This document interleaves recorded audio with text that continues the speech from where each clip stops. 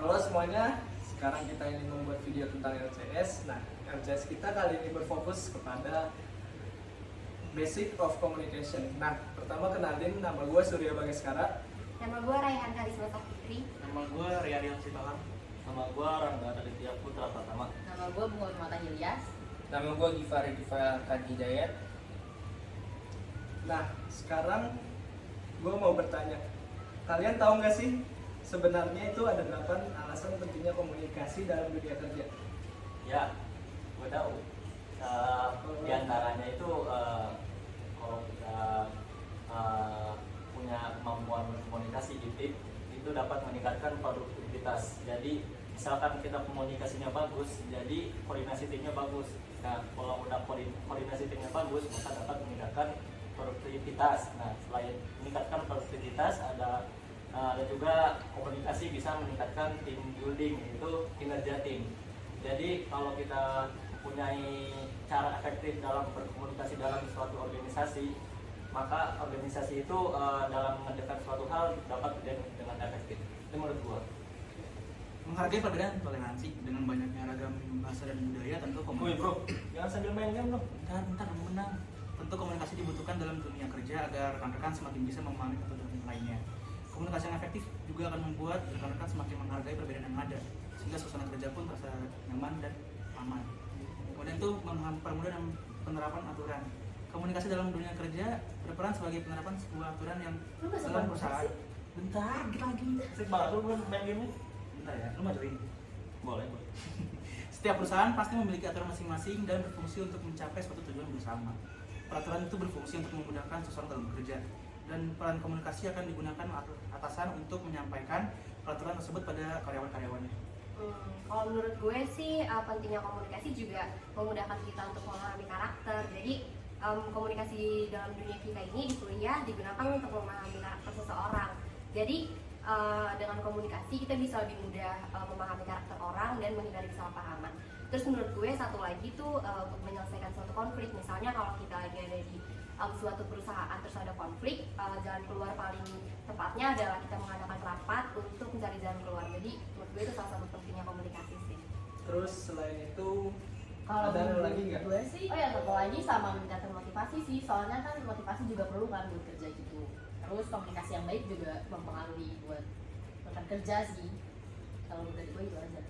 Menurut kalian komunikasi itu apa sih? Kalau gua ya, sebuah proses ketika manusia menciptakan suatu informasi yang akan dibagikan ke manusia lainnya sih.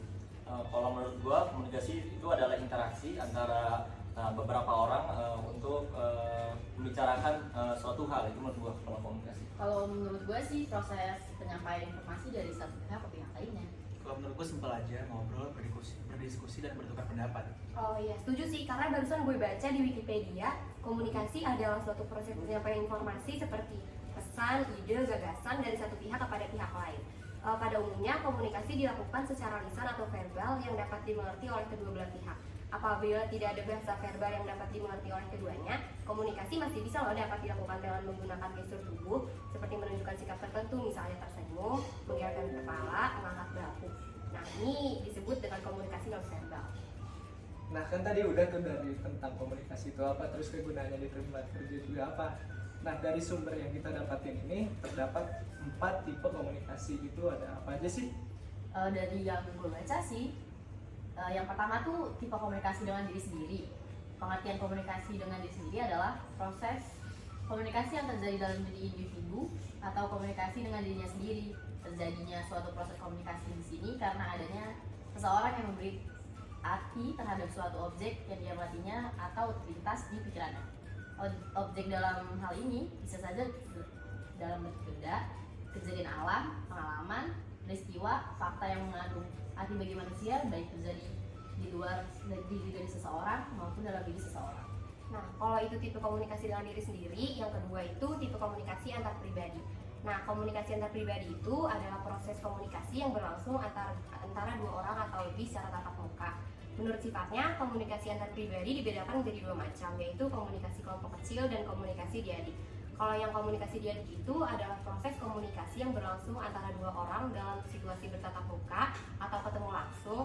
Komunikasi diarik dapat dilakukan dalam 3 bentuk, yaitu percakapan, wawancara, dan dialog. Nah, kalau yang kedua ini, pengertian komunikasi kelompok adalah proses komunikasi yang berlangsung antara 3 orang atau lebih secara tatap muka, yang dimana para anggotanya saling berinteraksi satu sama lainnya.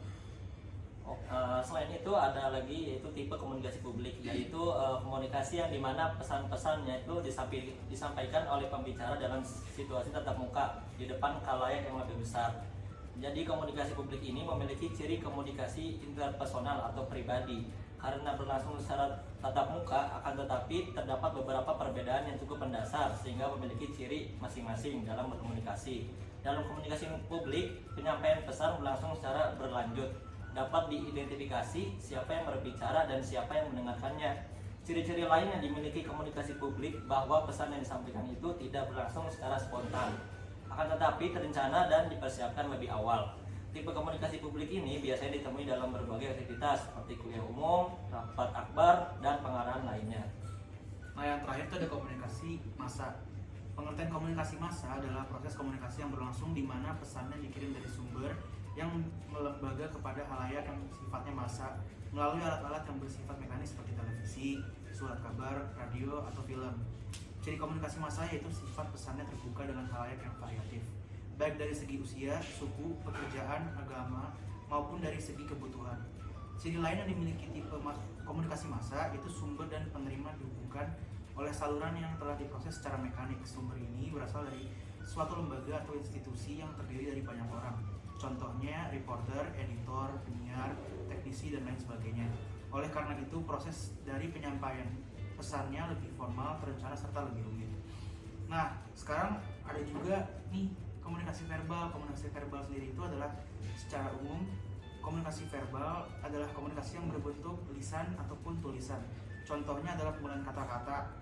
Komunikasi verbal bisa melalui tulisan, bisa juga dilakukan menggunakan media seperti surat, postcard, chatting di media sosial, dan sebagainya. Tapi pada tahu nggak sih komunikasi itu dibagi menjadi 3? Wah, itu panjang. Apa aja ya tuh kalau boleh tahu apa aja sih tuh? Iya ya.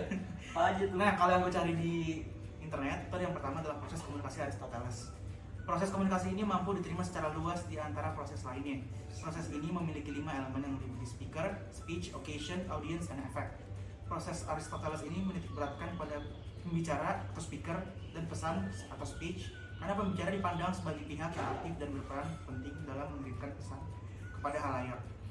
Dalam proses ini, halayak digambarkan sebagai pihak yang pasif dalam menerima pesan. Oleh karena itu, proses komunikasi Aristoteles berlangsung secara linear atau satu arah. Proses komunikasi Aristoteles ini dimulai dari pembicara atau speaker yang mengutarakan pesan atau speech dalam suatu situasi atau occasion kepada halayak yang disebut audience, yang kemudian menimbulkan dampak atau pengaruh atau efek.